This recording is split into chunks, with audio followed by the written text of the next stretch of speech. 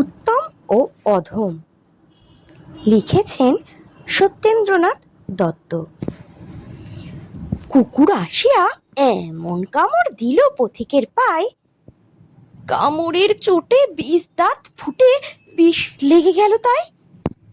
ঘরে ফিরে এসে রাত্রে বেচারা ভীষণ ব্যথায় জাগে। মেয়েটি তারই সাথে হায় জাগে শিয়রের আগে। বাপরে সে বলে ভৎসনা ছলে, কপালে রাখিয়া হাত, তুমি কেন বাবা ছেড়ে দিলে তারে, তোমার কি নাই দাঁত? কষ্টে হাসিয়া অর্থ কহিল, তুই রে হাসালি মোরে।